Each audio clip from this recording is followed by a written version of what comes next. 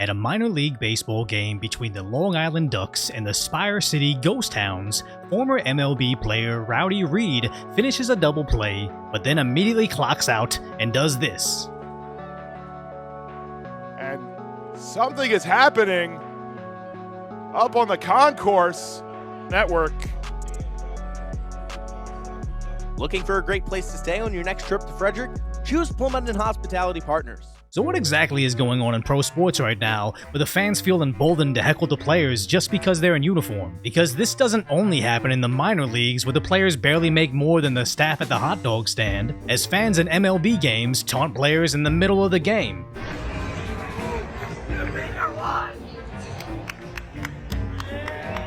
But sometimes, players retaliate after the game.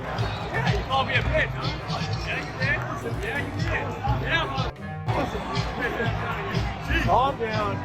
Now, I do want to highlight how Japan's Shohei Ohtani is full-on flabbergasted at this fan interaction, as he recently played in Japan for the World Baseball Classic, where the fans are somewhat more civil. Politely and calmly passed around, everyone partaking in sharing this history. So I don't think that this is strictly a societal issue, I think this is a social media issue. Just look at the Malice in the Palace incident in the NBA way back in 2004, where the Pacers and Pistons got into a scuffle. Fans got involved as Ron Artest, aka Meta World Peace, aka Panda's friend, charged the bleachers. And the brawl continued back onto the court, but take note, there's no cell phone video footage of this incident, just plenty of fans that effed around and immediately found out. Fast forward 15 years later, where Isaiah Thomas politely confronts fans that heckled him. No, just don't do that. The fan has both of his middle fingers up and said, "F you bitch," 3 times.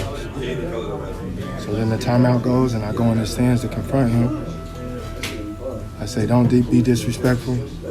And his response was, "I'm sorry, I just wanted a Frosty."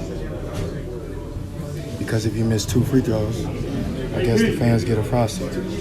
Now, what I truly believe is to blame here is the YouTube comment section, where modern day fans somehow got accustomed to being entertained by something and are immediately able to respond with rancid comments with no real fear of being knocked out by these 200-pound mega athletes that are oftentimes injected full of vials of aggression, but just random internet interactions that make them forget that these aren't just faces on the screen. These guys are the final form of the high school jocks that used to bully them in school, where they previously wouldn't dare say any of this stuff to their face. And I know this to be true because even me, just a regular guy on YouTube, in person, no one really gets in my face to say anything awful. But on YouTube, people are constantly angry at my Asianness, what other Asians have done, and sometimes just irate over me in general. But what's funny is they're furious at me for being conservative, but also enraged at me for being liberal, but also a fake Chinese Australian.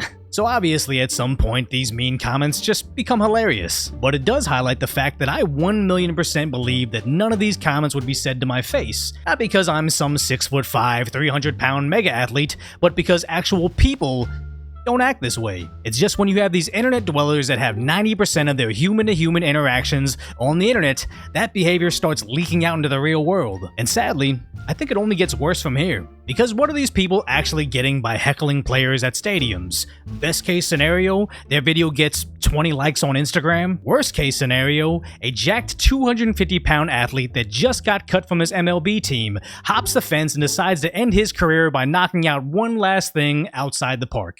So if you appreciate my concise, lighthearted commentary on what's really going on in the world, hopefully I've earned your subscription, then go check out the video on how another YouTuber's fans are literally destroying New York City.